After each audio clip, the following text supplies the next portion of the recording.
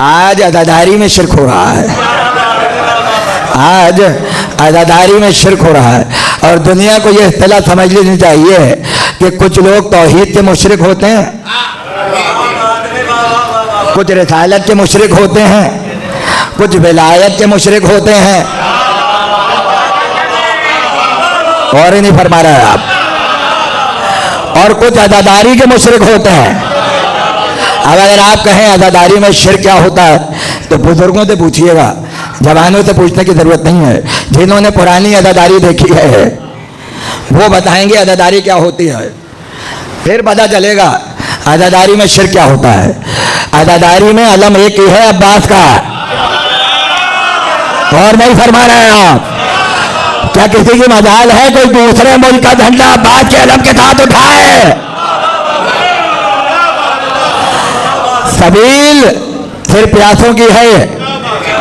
अब अगर कोई और उसमें लाने की कोशिश करे सबील के अंदर, मौलाना ने मजाक उड़ाया ना सबील लगाने वाले बच्चों का, पूरे दिन नौहा जलाए रखते हैं और सबील चल घंटों के लिए होती है, औरों का भी सुकून खराब करते हैं। भाई कोई लेबल लगा लो, कोई तस्वीर लगा लो, कोई पैगाम दे दो, इल्म बांटो, सबील के जरिए इल्म बांटो। तो अगर आपके पास इल्म होता तो मजलिस में ये बातें करने की जरूरत नहीं थी। हमें पता है पानी पिलाना क्या होता है और सबीलों में शिरक करना क्या होता है। औरों को असली अदादारी कह के कंफ्यूज न किया जाए, इसलिए कि असली अदादार वो हैं जो नस्लन अदादार हैं, जो नस्लन अदादार हैं। अगर पंजाब के देहात से कोई उठकर कराची वालों को बताएगा अदादारी क्या है तो उसको बोलिए बहुत बड़ी गलतफहमी न हो। मैं मजलूमों के खिलाफ नहीं हूँ, मजलूमों के खिलाफ नहीं हूँ। और हमसे बड़ा मजलूम का हामी कौन होगा, हमसे बड़ा कौन होगा। लेकिन ये ज़हन में रहे कि मजलूम वाकई मजलूम हो,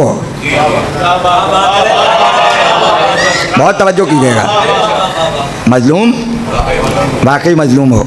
अब आप पूछेंगे इसका मतलब क्या है। लोग गौर करें, कभी कभी जालिम भी मजलूम हो जाता है और मजलूम कुछ देर के लिए जालिम हो जाता है, हो सकता है, मासूम तो नहीं है। तवज्जो रहे, हम उसकी अदादारी करते हैं जो क़यामत तक मजलूम है। अब मैं मिसाल दूंगा, मैं इस कॉन्सेप्ट को क्लियर करना चाह रहा हूँ। देखिए, एक होती है इंसानी हमदर्दी और एक होती है अकीदे की हमदर्दी। अगर आज सिपा सहाबा पे हमला हो जाए क्या करेंगे आप, क्या करेंगे, हैं क्या करेंगे? मुझसे भाई कह रहे हैं मजलूम। अब भाई दो हैसियतें हैं, इंसानियत के लिहाज से तो वो मजलूम हो सकता है, अकीदे के लिहाज से मजलूम नहीं होगा। बात समझ लीजिए मैं क्या कहना चाह रहा हूँ। यहूदी पे हमला हो, आप कहें मजलूम है, मगर अकीदे में तो मजलूम नहीं होगा। तो इंसानियत वाली मजलूमियत अलग रखिए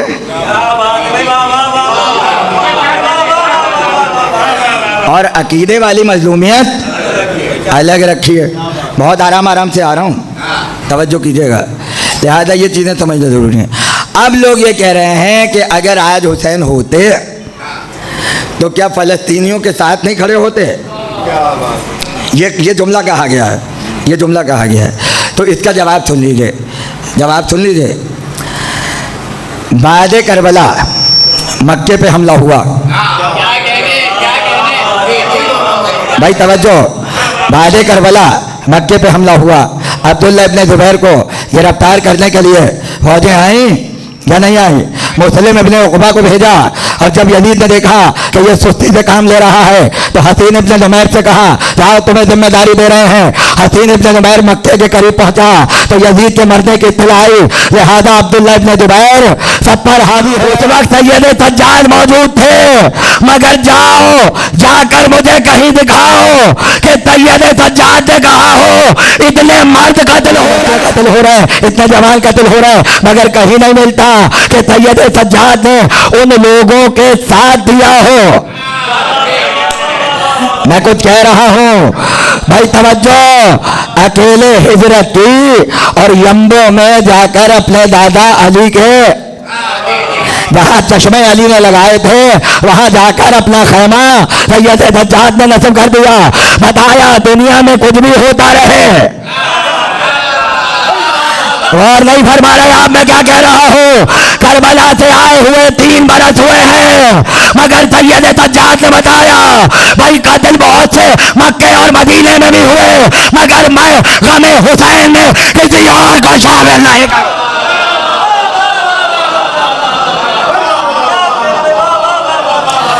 अब्दुल्ला इब्न जुबैर के साथ क्यों नहीं खड़े हुए?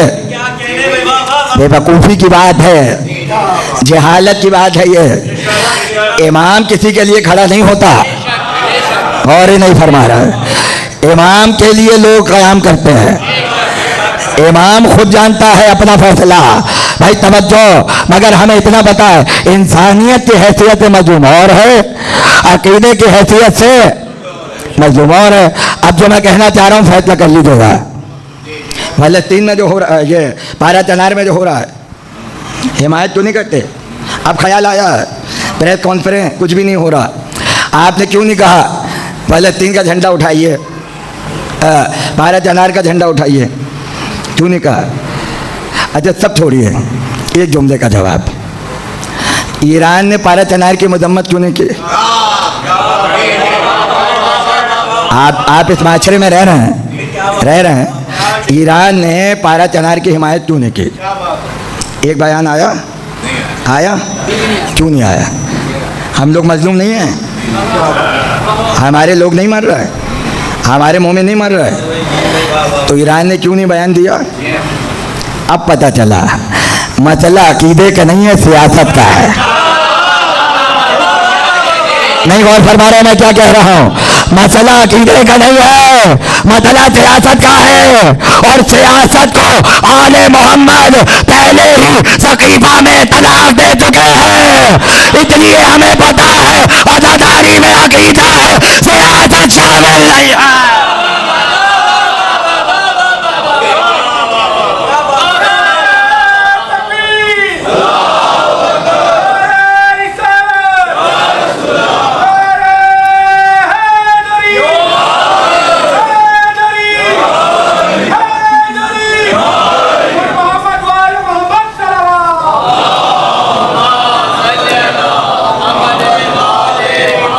दो तीन जुमले सुन लीजिए, मैं तकरीर आगे बढ़ाऊंगा।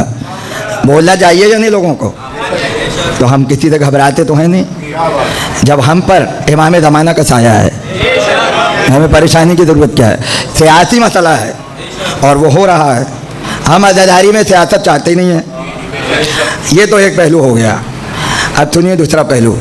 हमारे एक दोस्त बड़ा जिक्र कर रहे थे फ़लस्तीन के शोहदा पे, बोलें।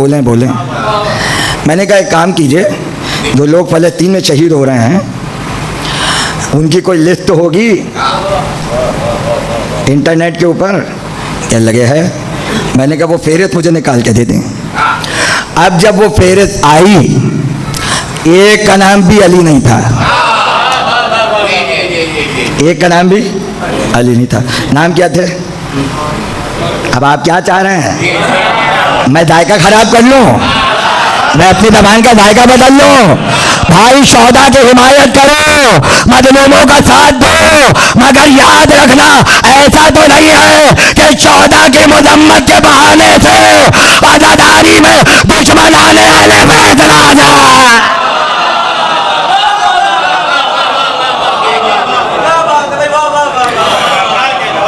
मैं तो आपको प्रैक्टिकल बात बता रहा हूँ, आप जाइए जाकर सर्च कर लीजिए, आपको खुद पता चल जाएगा। भाई हिमायत उस मजलूम की करो जो अकीदे में भी मजलूम हो और इंसानियत में भी मजलूम हो।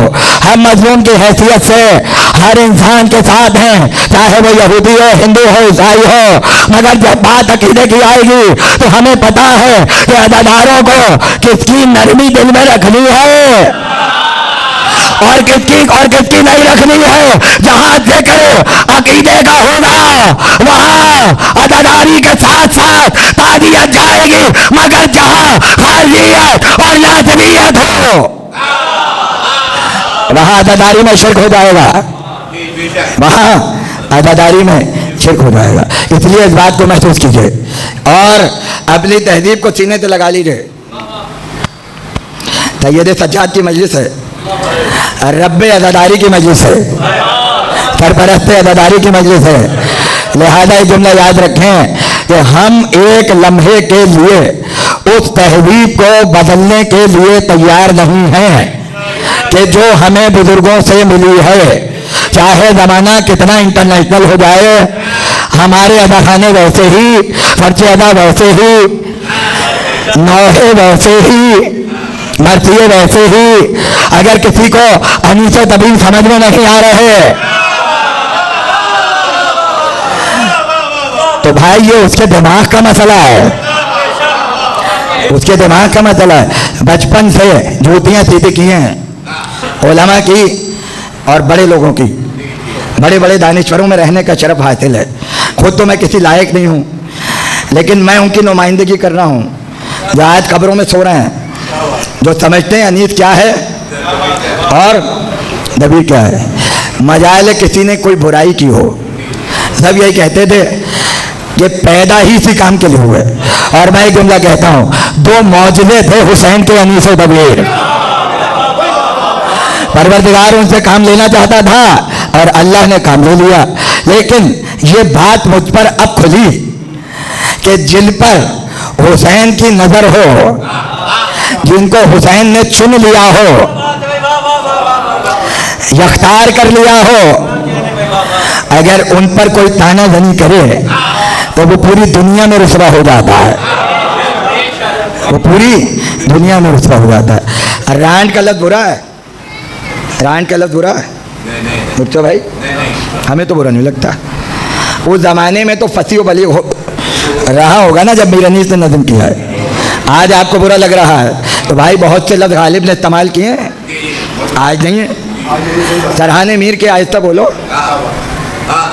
अभी ये तो क्या है, ख़त्म हो गया, अब कोई नहीं बोलता। तो क्या इस लफ्ज़ को निकाल देंगे डिक्शनरी से? क्या इस लफ्ज़ की बुनियाद पर तौहीन होगी मीर तकी मीर की? शायरी शायरी होती है, शायर को शायर रहने दीजिए। और अनीस ने नहीं किया है, अनीस के बाप ने भी किया है, मीर ज़मीर खलीक ज़मीर, उससे पहले सबने किया। सैकड़ों नौहों में है, सैकड़ों मर्सियों में है। अगर ये लफ्ज़ आपको बुरा लग रहा है तो भाई इस लफ्ज़ की बुनियाद पर अनीस की ज़बान का मजाक उड़ाना ये मिंबर की तहजीब तो नहीं है, ये मिंबर की तहजीब नहीं है। हम पले हैं अदा खानों में, हमने लोरियों में अनीस और दबीर के मर्सिये सुने हैं। जुमला कह दो, आपसे बेहतर कौन कदर करेगा इस जुमले की? दलील दे रहा हूँ। अरे हम मुसल्ले पर बाद में आए हैं, हमने रोजा बाद में रखा है। माँ ने पहले बताया था पत्थर पे अलमदीन का गाना किसने, ललकार के मरहब को बधाड़ा किसने, अधाबे पैगंबर तो सभी थे मौजूद, दोनों दरे खैबर को उखाड़ा किसने।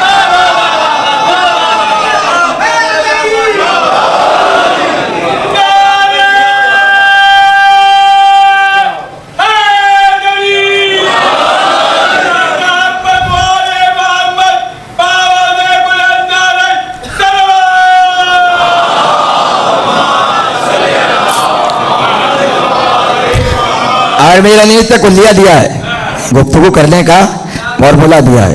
गैर की मदह करूं शह का सना खां होकर,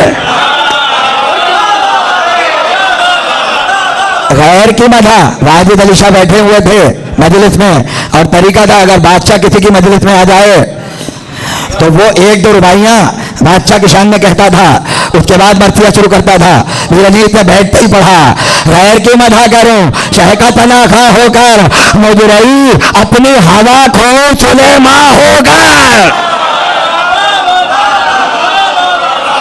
मुजरई अपनी हवा खो सुलेमा होकर, अनीस अपने सलामों में और मर्सियों में गैर की तारीफ करने पर राजी नहीं है। हम भी अदादारी में गैर का गम बनाने पर राजी नहीं है। हम अपनी हवा नहीं खोना चाहते, हम अपनी हवा नहीं खोना चाहते। इसलिए कदर कीजिए और बातों में आने की ज़रूरत नहीं है। बच्चे मुझसे सवाल कर रहे हैं कि क्या मीर अनीस जाहिल थे? आप अपनी बात कह के तो चले गए, लेकिन जहनों को ख़राब कर दिया। मिंबर से वो बात न की जाए कि जो तफरीके का बाइस हो। इसलिए